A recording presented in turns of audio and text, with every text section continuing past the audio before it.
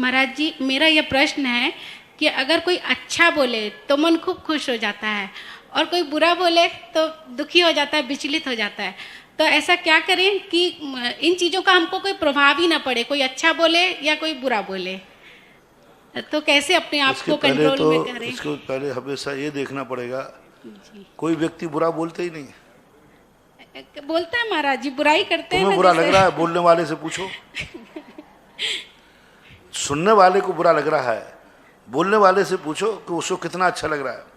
बोलने वाला जब भी गाली देगा तो उसको गाली देने में बोलने वाले को अच्छा लगता है कि बुरा लगता है? देने वाले को, उनको अच्छा लगता है। है। तो हर व्यक्ति अच्छे के लिए करता है, तो वो अच्छे के लिए किया रहा है, अब उसके लिए मैं क्या करूं? ये सोचना पड़े पॉजिटिव। कोई भी व्यक्ति कोई भी कार्य कर रहा है वो अच्छे के लिए कर रहा है। हमें बुरा बोलता है तो उसको कितना सुख मिल रहा है। तो हर व्यक्ति अपने सुख के लिए क्रिया करे कि दूसरों के सुख के लिए। उसको गाली देने में अच्छा लग रहा है इसलिए दे रहा है। हमें बुरा लग रहा है तो हम सुनते क्यों हैं? जिसको बुरा लग रहा है उसको, सुनने वाले को बुरा लग रहा है कि गाली देने वाले को? सुनने वाले को। तो सुनते क्यों? बस सुनना बंद कर दो, खत्म बात हो गई। हम सुनो ही मत, इस कान से सुने उस कान से उड़ा दो। साधु यही करता है। जब ये चीज मुझे बुरी लग रही तो मैं सुनता ही नहीं हूं। बोले मैंने गाली दे दी, मैंने सुनी ही नहीं। बस वो अपने आप। और किसी व्यक्ति ने हमें कोई चीज देना चाह रहा है, यदि वो हम चीज नहीं लेंगे तो वो किसके पास रहेगी? उसी के पास है। बस उसने हमें गाली दी, हमने नहीं ली, सुसरे के बाद लौट के वापस पहुंच गई, वो तिलमिला जाएगा। ये सिद्धांत है।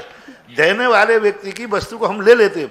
जैसे हमने ली और हमें बुरा लग गया, वो कहता अच्छा मेरी गाली ले ली इनने जी। और यदि हम उसने गाली दी और अपन ने नहीं ली, अब वो तिलमिला जाएगा।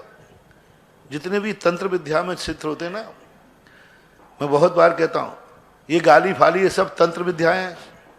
और तंत्र विद्या का सिद्धांत है, उन्होंने तंत्र करके तुम्हारे ऊपर कोई निब्बू फेंका, मूठ फेंकी, तंत्र विद्या से कोई साइकोलॉजी करके कोई टोटका कर दिया। अब वो टोटका है जिसके लिए टोटका किया है, यदि उसने एक्सेप्ट कर लिया बस वो सफल हो गया।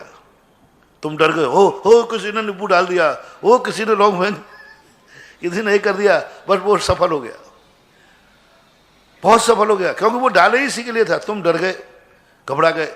अब उसका तरीका क्या है तंत्र विद्या का?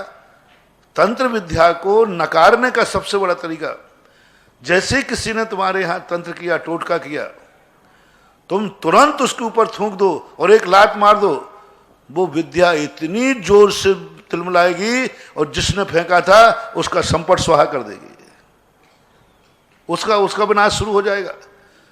क्योंकि तंत्र विद्या जिसके पास जाए, यदि उसको उसके भेजने से उसका अपमान हो जाए तो तंत्र विद्या उसका नाश कर देती है जिसके पास भेजा था। देवताओं का भी हाल होता है। देवता तुमने किसी के पास भेजे और वो सामने वाले ने उसको नकार दिया तो देवता जिसने भेजा था उसका नाश कर देगा।